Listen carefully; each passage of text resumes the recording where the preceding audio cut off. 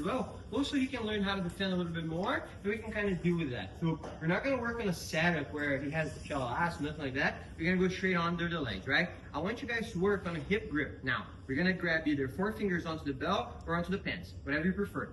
Every time we go underneath, I want you guys to really try to pay attention to this. If I grab anywhere over this like halfway point of Meow's body, it's going to be very hard for me to lift. Remember we were talking about last week that I had this grip inside, but this grip was going under his hip, and I used that alongside my elbow to lift him up, right? Now, if you guys grab like this, okay, maybe there is something behind this that if you can connect your hand, you can start lifting his hip up, but I want you guys to try to lift the hip up first. So before we think about reactions, we're going to get a good 4 fingers grip under, so very low, and I'm also trying to close my elbows in. The more my elbows are flared, the less I can lift up, and the more Meow could potentially pummel that hook inside.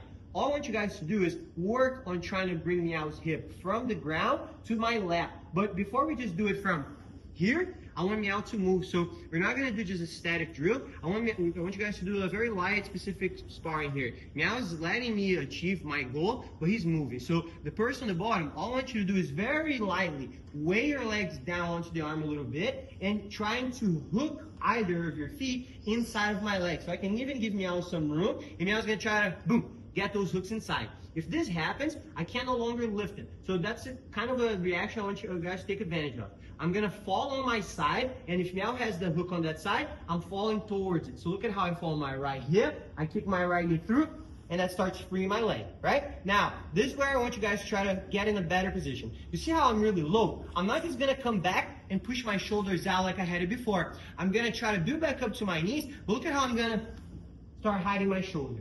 I want you guys to go from shoulders out to one shoulder in, and look at how now I'm going to square off Meow, but I'm going to pull him onto my lap. I want you guys to try to bring Meow onto your lap, and we're going to work on, very easy, just making him actually roll over. Last week, a lot of you guys were stacking your partners, and they're having a hard time not rolling over. So now I want you guys to practice doing that. Look at how we're going to work. Elbows in, and we start lifting. As I start lifting, I want you guys to lower your chest as much as you can, and some people are going to be harder, some people are going to be easier. We're going to start building up, rolling him over, and literally just trying to follow. See how I still have my grips in? Just make sure that your toes are back and your knees are off the ground so you're heavier in your chest. We're going to transition onto the sternum. Okay, so very easy, but how we're going to do it so it's a little more real and so it's a better drilling scenario.